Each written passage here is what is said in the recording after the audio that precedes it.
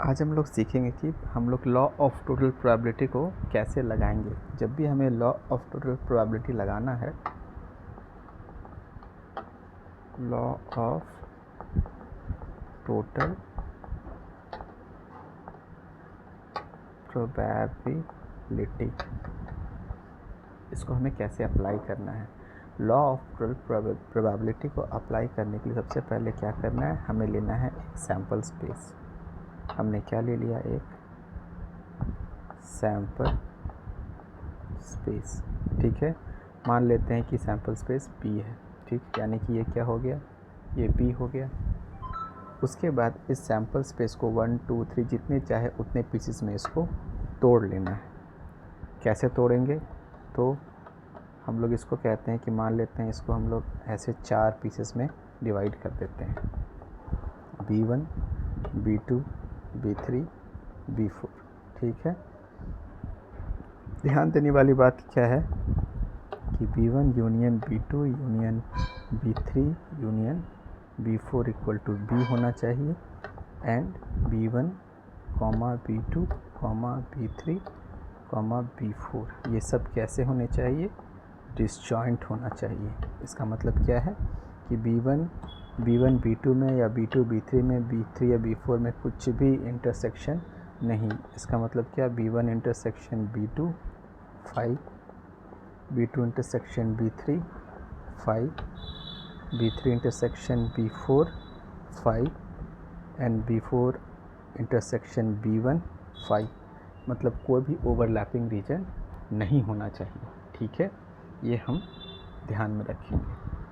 Third step आता है कि मान लेते हैं इस तरह से जो पार्टीशन्ड हमारा सैम्पल स्पेस है B1 B2 B3 B4, इसमें कोई इवेंट A इस तरह से, कोई इवेंट A जनरल में मान लेते हैं कि ऐसे अकर हुआ, तो हम क्या देखते हैं कि B1 में इवेंट A का इतना पार्ट है, B2 में इवेंट A का इतना पार्ट है, B3 में इवेंट A का इतना पार्ट है और B4 में इवेंट A का इतना पार्ट है ना। तो हम लोग क्या कह सकते हैं, इसको कह सकते हैं ना, देखिए तो B1 इंटरसेक्शन A ये पार्ट हो जाएगा। A और B1 का इंटरसेक्शन क्या है, ये हमारा A है और ये हमारा क्या है, B1 है। तो B1 इंटरसेक्शन क्या, ये A है, यही होगा ना।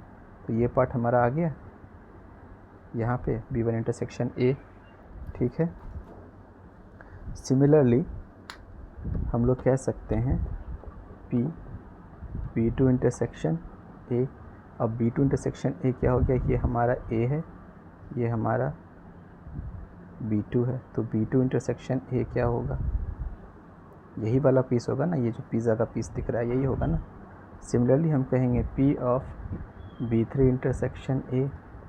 तो B3 क्या है, B3 इस तरह से है और A के साथ क्या इंटरसेक्ट किया, इतना इंटरसेक्ट किया, तो ये हो जाएगा।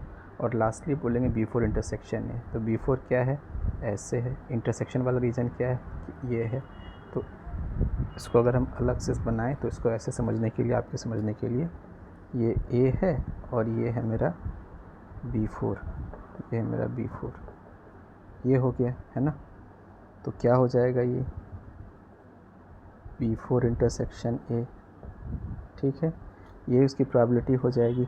तो हम लोग कह सकते हैं ना पहले कि B1 intersection A plus B2 intersection A plus B3 intersection A plus B4 intersection A, ये क्या है, A के बराबर है। और हमें पता है कि B1 B2 B3 क्या है, डिसजॉइंट है, मतलब कुछ भी ओवरलैपिंग नहीं है।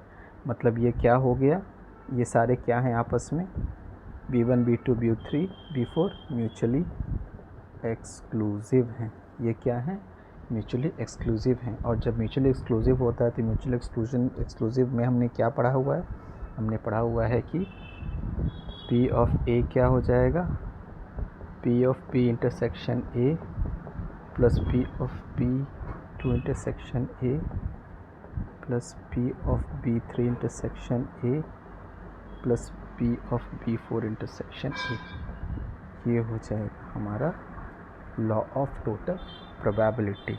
अब हमें ये पता है कि B1 intersection A, P of B1 intersection A को लिख सकते हैं P of A given P1 into P B1। ठीक, तो इसको हम लोग क्या लिख सकते हैं, इस पूरे इसको हम लोग लिख सकते हैं ना, क्या, sigma I equal to 1 to 4 P of A given Bi into P Bi। यही है हमारा लॉ ऑफ टोटल प्रोबेबिलिटी।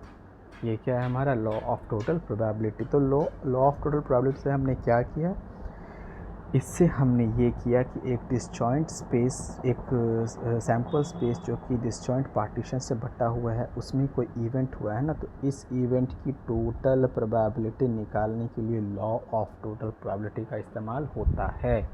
इसका इस्तेमाल एक और जगह होता है, इसका इस्तेमाल होता है बेस थ्योरम में, जो हम नेक्स्ट लेक्चर में देखेंगे।